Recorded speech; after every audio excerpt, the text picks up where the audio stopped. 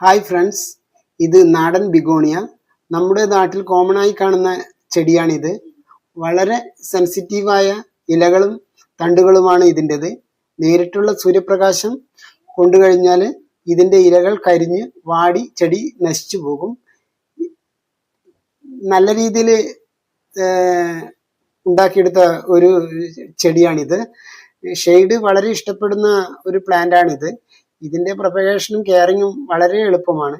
Begonia പല തരത്തിലുണ്ട്, ഹൈബ്രിഡും ഉണ്ട്, നാടനും ഉണ്ട്. ഇത് നടുമ്പോൾ ഇതിൻ്റെ പ്രോട്ടീൻ മിക്സായി ഉപയോഗിക്കുന്ന മീഡിയം ചാണകപ്പൊടി, കരിയില, ചരല് നിറഞ്ഞ മണ്ണാണ് ഉപയോഗിക്കല്. ഇത് ബുഷിയായി നല്ല രീതിയിൽ വരികയും ചെയ്യും. വെള്ളം വളരെ വേഗം വാർന്നു പോകുന്ന മീഡിയം ആയിരിക്കണം ഇതിൻ്റെത്. കരിയില ധാരാളം കിട്ടുന്നത് കൊണ്ട് ഞാൻ കരിയില ഇതിന് ഉപയോഗിക്കാറുണ്ട്. മറ്റ് കെമിക്കൽ വളങ്ങളൊന്നും ഞാൻ ഇതിന് ഉപയോഗിക്കാറില്ല. ഇത് ഹാങ്ങിങ് ആയി ഇട്ട് കഴിഞ്ഞാൽ വളരെ ഭംഗിയായി കാണും. ഇത് പെട്ടെന്ന് തന്നെ വളരെ ബുഷിയായിട്ട് വളരുന്ന ഒരു ചെടിയാണ്. കൂടുതൽ വെള്ളം ഒഴിക്കാൻ പാടില്ല, അഴുകിപ്പോകും. ഇതിൻ്റെ പ്രൊപ്പഗേഷൻ എന്ന് വിചാരിച്ചാൽ ഇതിൻ്റെ ചെടിയുടെ ഒരു മൂത്ത ഇല അതിൻ്റെ അടിഭാഗത്ത് നിന്ന് കട്ട് ചെയ്തെടുത്ത ഒരു ഇല എടുത്ത് ഇത് മണല് സാധാ മണല്, അതായത് ആറ്റുമണലോ ഇല്ലെങ്കിൽ പുഴമണലോ, അതിലോട്ട് ഇതിൻ്റെ മൂത്ത ഒരു ഇല നാലായി കട്ട് ചെയ്യുക. അങ്ങനെ കട്ട് ചെയ്യുന്ന സമയത്ത് ഇതിൻ്റെ ഞരമ്പുകളൊന്നും മുറിഞ്ഞു പോകരുത്. ഈ ഞരമ്പിൽ കൂടിയാണ് ഇതിന് വേരുകൾ ഉണ്ടാകുന്നത്.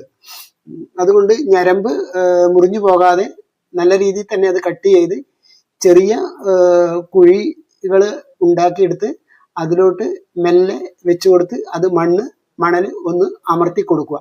അതുപോലെ നമ്മൾ കട്ട് ചെയ്തെടുത്ത എല്ലാ ഇലകളും ആ ഒരു ബോട്ടിലേക്ക് നമ്മൾ നട്ട് വെക്കുക.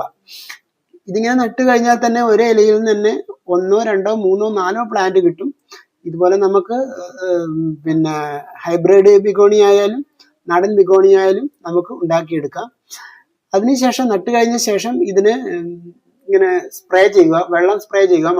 മണല് നല്ലപോലെ നനയുന്ന രീതിയിൽ തന്നെ അത് സ്പ്രേ ചെയ്ത് കൊടുക്കണം. അതിനുശേഷം ഷെയ്ഡുള്ള ഭാഗത്തേക്ക് ഇത് മാറ്റി വെക്കുക. ഇത് ദിവസത്തിൽ വെള്ളം ഒഴിക്കണം, എല്ലാ ദിവസങ്ങളിലും വെള്ളം ഒഴിക്കണം. വെള്ളം കൂടിപ്പോയി കഴിഞ്ഞാൽ ഇതിൻ്റെ ഈ ഇലകൾ അഴുകിപ്പോകും. അതുപോലെ ഒരു 2-2.5 ആഴ്ചയ്ക്ക് മുന്നേ നട്ടുവെച്ച ബിഗോണിയുടെ ഇലയാണ് ഇത്. അതിൽ നിന്ന് നല്ല പോലെ പ്ലാന്റുകൾ ഉണ്ടായിട്ടുണ്ട്, ചെറിയ ചെടികൾ ഉണ്ടായിട്ടുണ്ട്. നല്ലപോലെ വേരും നല്ല കരുത്തുറ്റ വേരും എല്ലാം ഉണ്ടായിട്ടുണ്ട്. ഇത് വീഡിയോ എടുക്കാൻ കുറച്ച് താമസിച്ചു പോയി, അത് കാരണമാണ് ഇത് കുറച്ച് വലുതായി പോയത്. ഇതിന് മുന്നേ ഇത് എടുക്കേണ്ടതായിരുന്നു. ഇങ്ങനെ ഒരിലയിൽ തന്നെ 2 പ്ലാന്റ് 3 പ്ലാന്റ് വരെ കിട്ടുന്നുണ്ട്. ഇത് പിന്നെ വേർതിരിച്ച ശേഷം ഇത് ഇതുപോലുള്ള ചെറിയ ചെറിയ ബോട്ടിലുകളിൽ തന്നെ ഇത് നട്ടുപിടിപ്പിക്കുക. അല്ലാതെ ഫസ്റ്റിൽ തന്നെ ഒരു വലിയ ചട്ടിയിലോട്ട് മാറ്റി നടാൻ പാടില്ല. അത് വളർന്നു വരാൻ കുറച്ച് വിഷമിക്കും. ഇതുപോലെ ആണ് ഞാൻ ഉണ്ടാക്കിയെടുക്കുന്നത്. അതുപോലെ ഉണ്ടാക്കിയെടുത്ത പ്ലാന്റ് ആണ് ഇത്. ഈ പ്ലാന്റ് വളരെ നന്നായി തന്നെ ഇത് ഉണ്ടായിട്ടുണ്ട് എനിക്ക്. ഇതുപോലെ ഇഷ്ടം പോലെ പ്ലാന്റുകൾ, ബിഗോണിയ പ്ലാന്റുകൾ ഉണ്ടാക്കിയെടുക്കാം. നമുക്ക് ഒരു ചെടി വാങ്ങുന്നതിലും ഭേദം എവിടുന്നെങ്കിലും ഒരു ഇല കിട്ടിക്കഴിഞ്ഞാൽ, നാടൻ ബിഗോണിയയുടെ ഒരു ഇല കിട്ടിക്കഴിഞ്ഞാൽ ഒരു ഇലയിൽ നിന്ന് തന്നെ 1, 2, 3, 4 പ്ലാന്റുകൾ നമുക്ക് ഉണ്ടാക്കി എടുക്കാൻ പറ്റും. അതുപോലെ മുന്നേ ഞാൻ ഉണ്ടാക്കി വെച്ച പ്ലാന്റ് ആണ് ഇത്. ഇത് വളരെ നന്നായി തന്നെ ഇത് ഉണ്ടായിട്ടുണ്ട്. ഇത് എൻ്റെ മദർ പ്ലാന്റ് കൂടിയാണ്. ഇതിൽ നിന്നാണ് ഞാൻ കൂടുതൽ ഇലകൾ എടുത്തിട്ട് പുതിയ പുതിയ ചെടികൾ ഉണ്ടാക്കിയെടുക്കുന്നത്. ഇതിൽ നിന്ന് എടുത്ത ചെടി തന്നെയാണ് ഇതും. ഇത് കൂടുതൽ ബുഷിയായി വളരെ ഭംഗിയോടെ തന്നെ ഇത് വളർന്ന് വരുന്നുണ്ട്. ഇതിന് വലിയ കെയറിംഗ് ഒന്നും ആവശ്യമില്ല.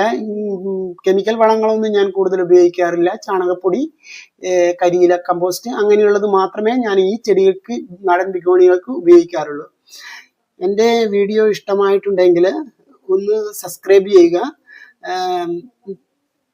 താഴെ കാണുന്ന ബെൽ ബട്ടൺ ഒന്ന് അമർത്തുക.